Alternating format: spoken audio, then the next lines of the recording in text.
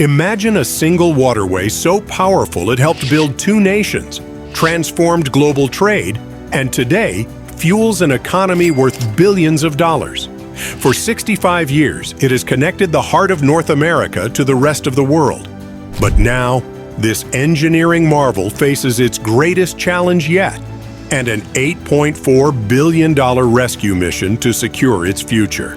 As massive cargo ships squeeze through narrow locks, steel gates slam shut and water rushes in, you begin to realize just how vital this system is. It's a lifeline, and it's under immense pressure.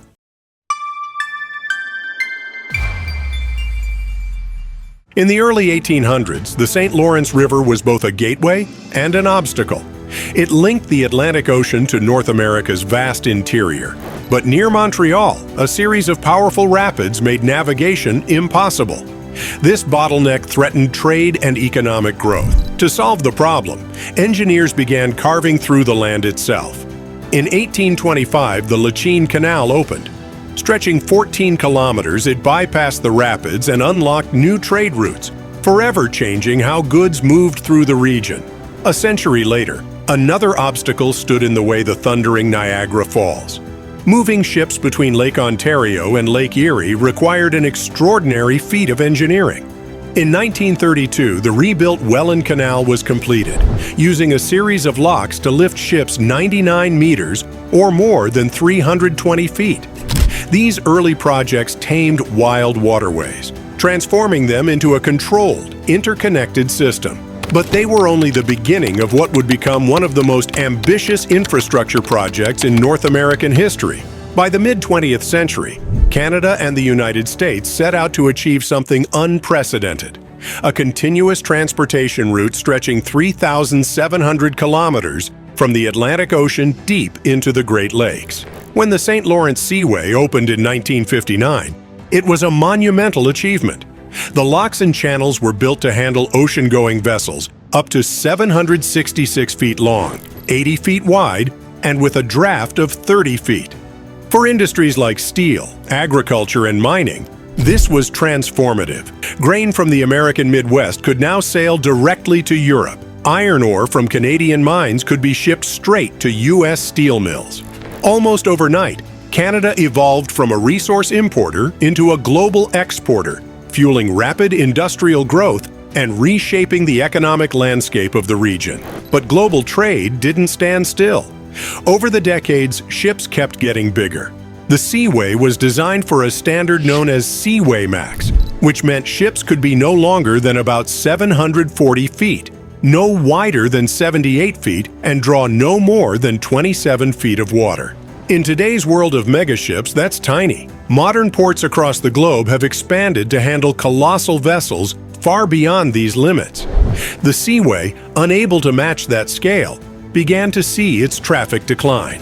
At its peak, this system moved vastly more cargo than it does today. In 2024, around 142 million tons of goods passed through the Seaway. Still a huge number, but far below what it once handled. Railways, highways, and modern ports chipped away at its dominance, leaving the Seaway struggling to stay relevant in a rapidly changing world. Compounding these challenges is the fact that much of the Seaway's infrastructure is now more than 6 decades old. The locks, breakwaters, and channels built in the 1950s are feeling the effects of time. Harsh winters, ice flows, and constant heavy use have worn down the system.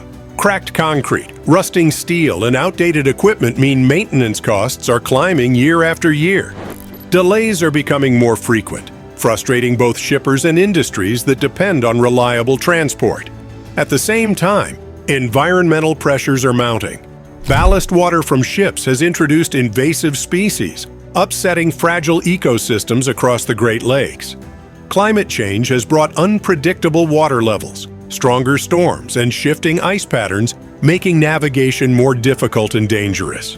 Without significant investment, the risk isn't just that the Seaway will become outdated, it could become unsafe. Recognizing the stakes, Canada and the United States launched a sweeping $8.4 billion modernization plan in 2018. Spanning nearly a decade, This program aims to repair, upgrade, and future-proof the entire system. So far, $636 million has been spent upgrading vessels, with another $328 million on the way. Ports and terminals, the crucial hubs for loading and unloading cargo, have received $2.1 billion in improvements, with $1.1 billion more scheduled. The locks, breakwaters, and channels, the very heart of the Seaway, are undergoing $3 billion worth of upgrades, with another $1.2 billion in planning. This is about more than fixing old structures. It's about reimagining what this waterway can be for the next century of global trade. At the core of this transformation is cutting-edge technology. Traditional heavy chains and ropes, once used to secure ships, are being replaced with hands-free mooring systems, massive mechanical arms that automatically lock vessels into place. This not only improves safety, but also speeds up operations. A voyage information system now uses real-time data to optimize routes, reducing fuel consumption and cutting emissions. Meanwhile, the Welland Canal hydropower stations generate renewable electricity, preventing 38,900 tons of CO2 emissions every year.